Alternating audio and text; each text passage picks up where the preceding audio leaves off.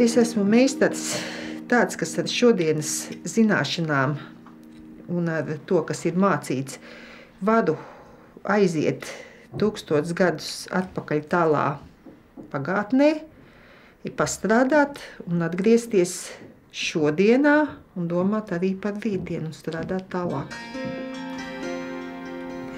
Šeit es aužu seno latgaļu villaini, kura ir datēta ar 12.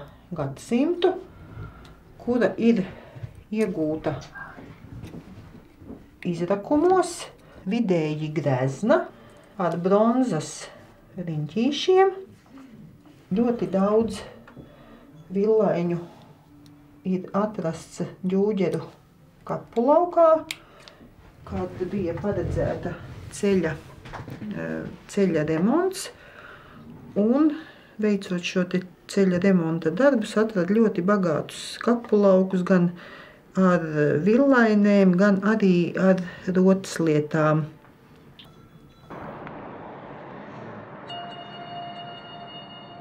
Ceļš, protams, pāri nav uztaisīts, un tā kā viņš vēl ar visiem saviem noslēpumiem, un tas, kas tur vēl ir, guļ netālu no Cēsīm.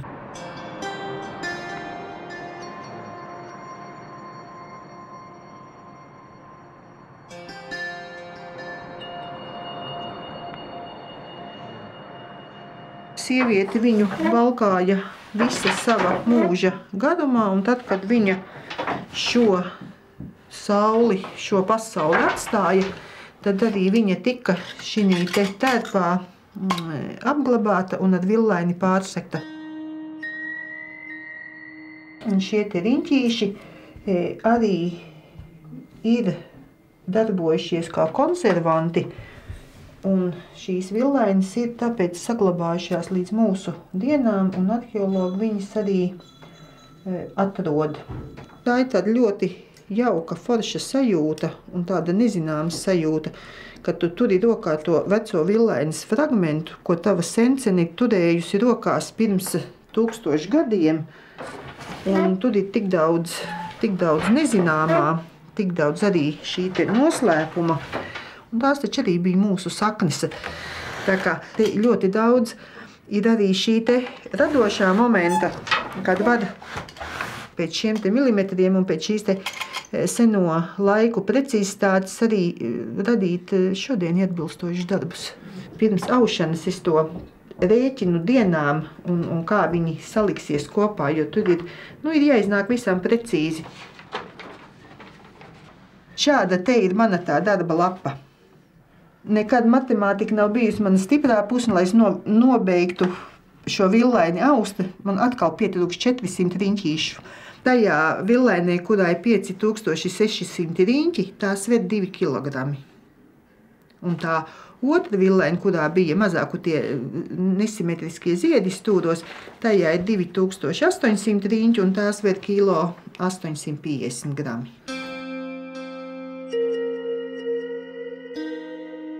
Līdz tā jaušanas būšanai es nonācu ļoti agrā bērnībā. Man vienkārši ļoti šis process patika. Pirmais, kas man nāca priekšā, kā saka, pirmais, ko es gribēju izaust, bija priedīte. To es arī iemācījos, un tad es gāju 2. klasē, un es gribēju strādāt pie stellēm un aust. Un mani neņēma pretīm, jo es stellēs nevarēju nosēdēt, jo man kājas vēl bija par īsām, es nevarēju sēdot aizsniegt pamiņas. Un es teicu, es vienalga gaudīšu, es stāvēšu kājās.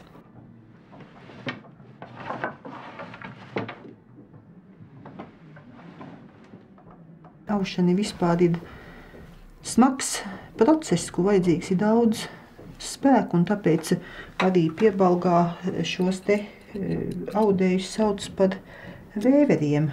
Tas arī ir kaut kur bezmaz vai starptautisks nosaukums. Un tā kā man ir kādreiz skumji un diezgan bieži ir skumji, tad es kāpju mašīnā un braucu uz Piebalgu. Pirmkārt jau tas skaistais brauciens uz to Piebalgu pa šiem pakalniem. Un tad es pasēžu stellēs, tad es paaužu, un tad man paliek tā ļoti labi. Un tā man arī Piebalgā sievas saka, tā ir mūsu aptieka, tas ir mūsu sociālais dienests. Mēs atnākam, tad mums vairs ne sirds sāp, ne kauli sāp, ne par to ir jāgaužās, ne par to ir, kā saka, jādomā, tad viss ir kārtībā. Šī taušanas procesā ir laika izdomāt, un citreiz izdomā, kā saka, tādus lielus dzīves plānus izskaļ. Šitai ir labi, un tepat blakus nav. Jā.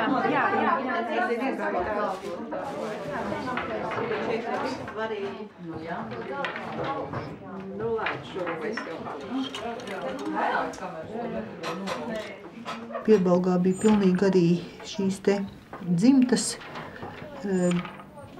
kur auda linu dvieļus, linu palagus, pavasaros balināja un tad veda tālāk uz Pēterburgu pārdot un tādā veidā pelnīja iztiku, jo Piebalga, kā zināms, ar saviem kalniem un ar savu to lieso zemi, nekādu lielo lauksaimniecību, neko lielu lauksaimnieciski nenodarbojās, bet Piebalgā bija šī te aušana.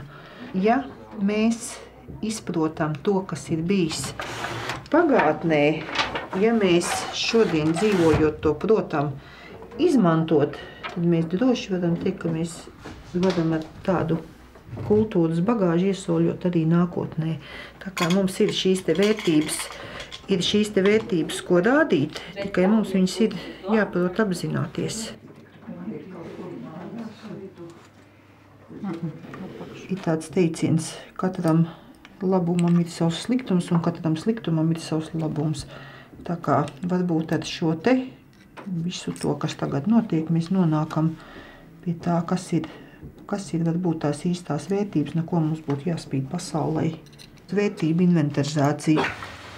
Meitenes dienu vakarēšanu uz tēju.